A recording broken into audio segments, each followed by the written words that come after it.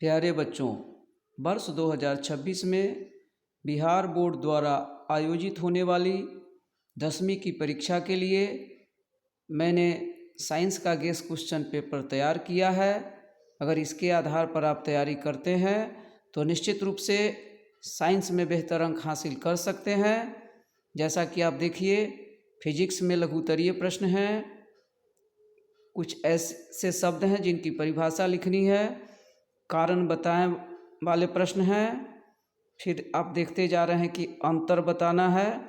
ये सभी प्रश्न काफ़ी महत्वपूर्ण हैं, अनिवार्य हैं। आप निश्चित रूप से इनके आंसर को तैयार करें, अपनी उत्तर पुस्तिका में इसे नोट करें और याद करें, तो निश्चित रूप से आप बेहतर अंक हासिल कर सकते हैं, ऐसा मेरा पूर्ण विश्वास है। और अब हम दूसरे पेज की ओर चलते हैं। तो आप देख रहे हैं कि दूसरे पेज में किस तरह से फिजिक्स के प्रश्नों को समावेशित किया गया है और सभी लघुत्तरीय प्रश्न हैं। इनमें से कुछ आंकिक प्रश्न भी हैं, जैसा कि आप देखते जा रहे हैं।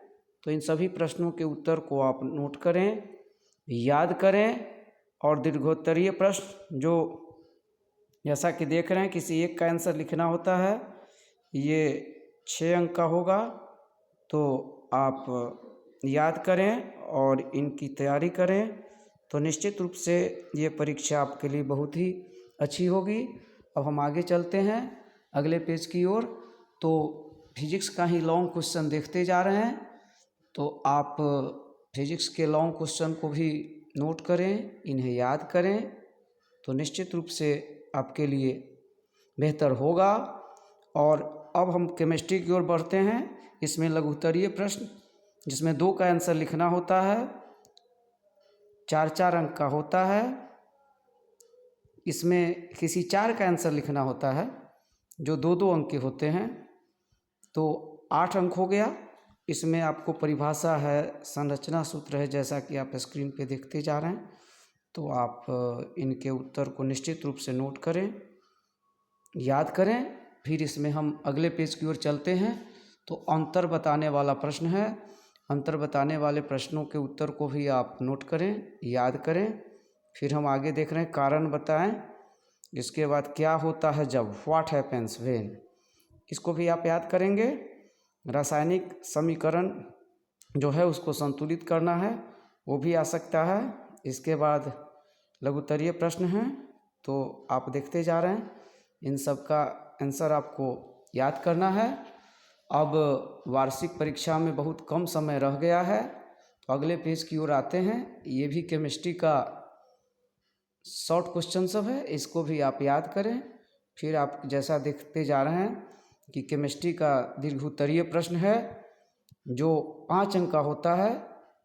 किसी एक का आंसर आप लिखेंगे, आपके पास 2 प्रश्न दिए जाएंगे परीक्षा में, तो आप इस प्रकार से लिखेंगे।